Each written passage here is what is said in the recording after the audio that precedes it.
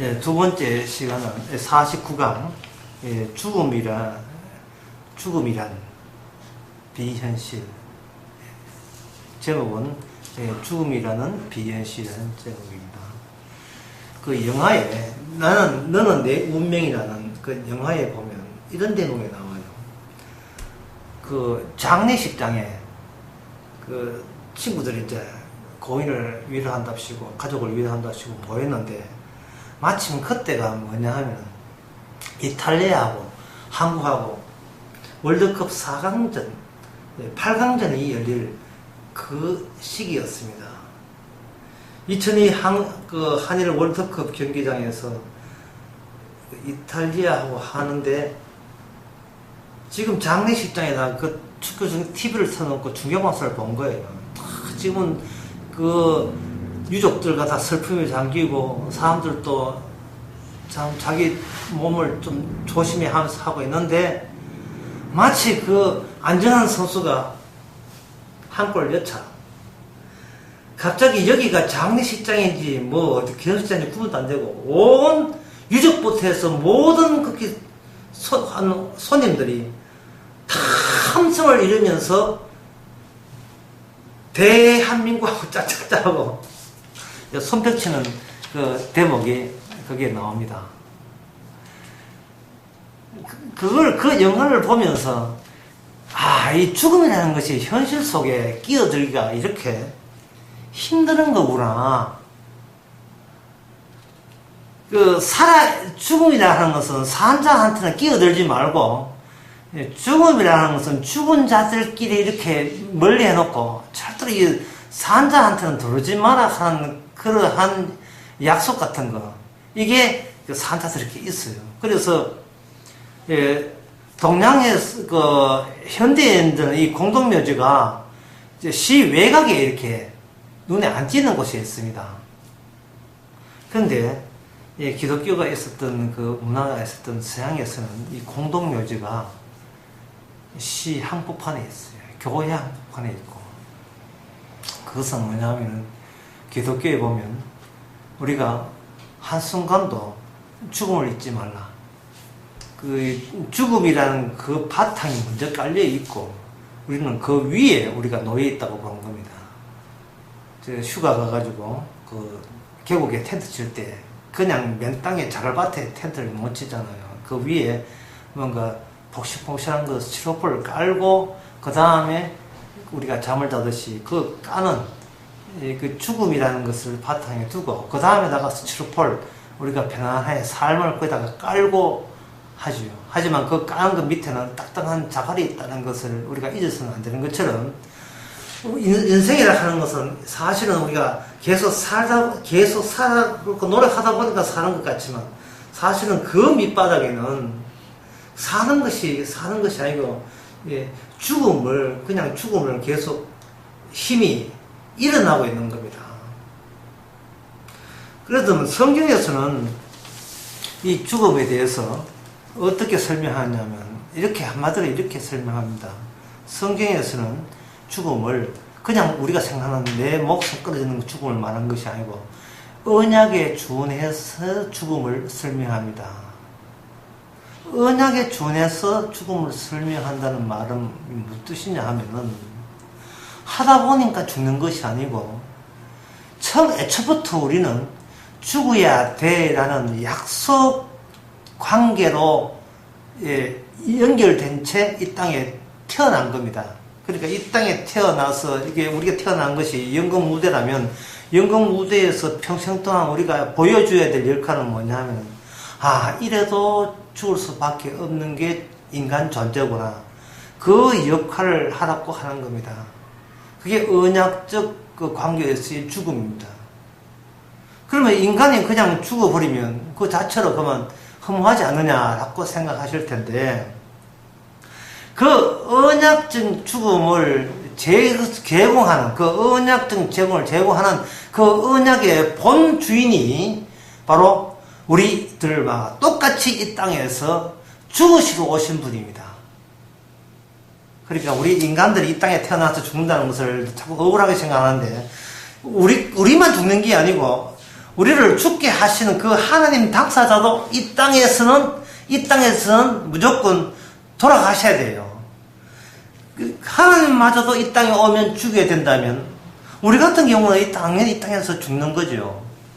그런데 하나님께서 장차 올 메시아가 이 땅에 와서 죽어주심으로 말미암아 거기서 언약적인 죽음, 약속이 한 죽음이라는 것이 새롭게 발생되면서 그 예수님이 죽었다가 사흘만에 살아나는 것도 하나님의 약속이라면 그 부활의 영생의 세계라 하는 것은 그 언약적 죽음에 포함된 사람에게만 제공되는 혜택입니다.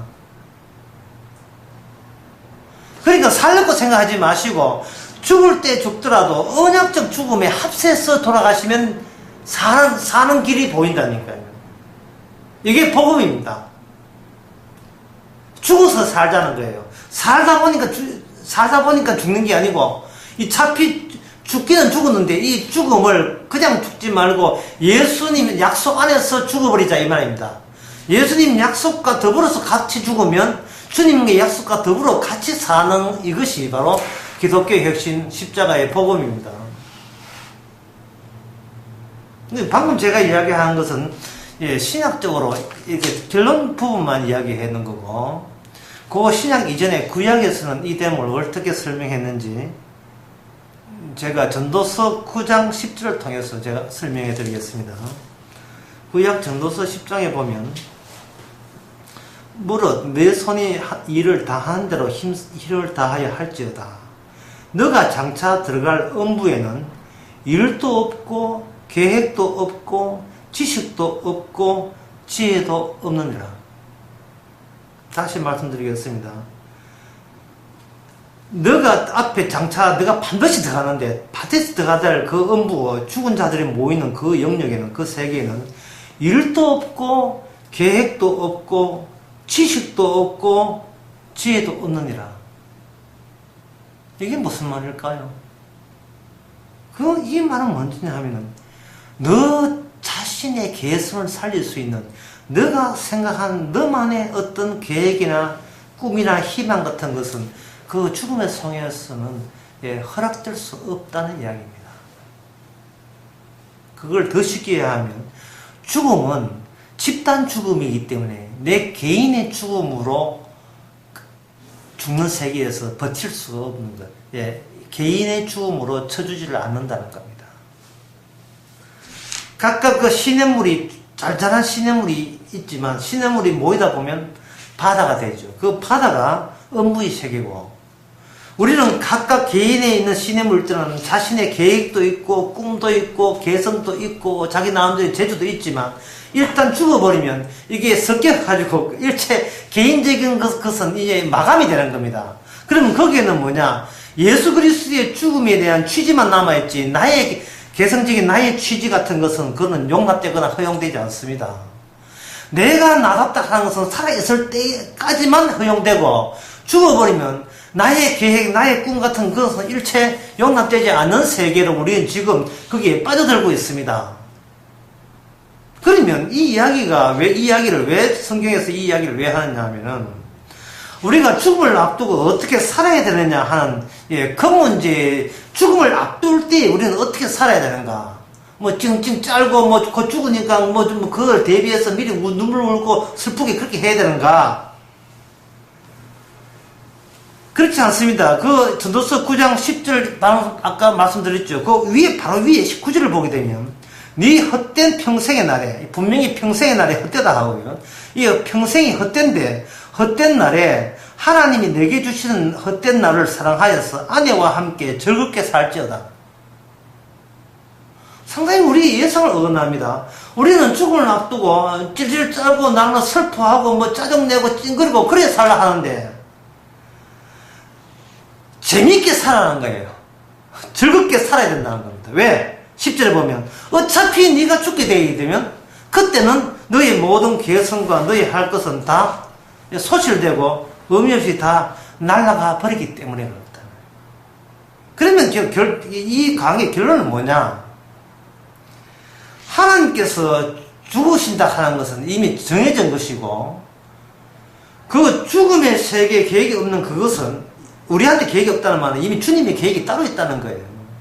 그러면 우리 인생을 살면서 따로 내 계획 가지고 되니 안 되니 따로 안절부절 근심 걱정할 이유가 없습니다.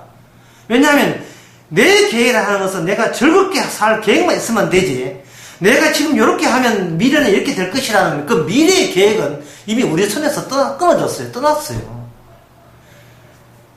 우리는 주님의 약속에 의해서 영생 받을 자와 지옥 갈 사람이 그거 결정난 겁니다. 그건 주님의 약속과 관한 문제이기 때문에 우리가 그에 개입할 수 없고, 이미 우리가 계획이 없어지는 한 이 땅에 있을 때는 지금 주신 환경 속에서는 어차피 죽기 전까지는 모든 주어진 그것이 마음껏 즐기라고 우리에게 주신 거예요. 따라서 너무 과도히 아낀다든지 너무 미래를 대비한다든지 그렇게 살지 말고, 예, 모든 계획은 주님의 손안에 있으니까 지금 허락된 것에 대해서 감사하면서 즐겁게 살고, 예, 장래일은 주님께 맡기고 지금 오늘 하루하루 감사하면서 즐겁게 사는 것, 이것이 죽음 앞두고 있는 우리 성도의 행복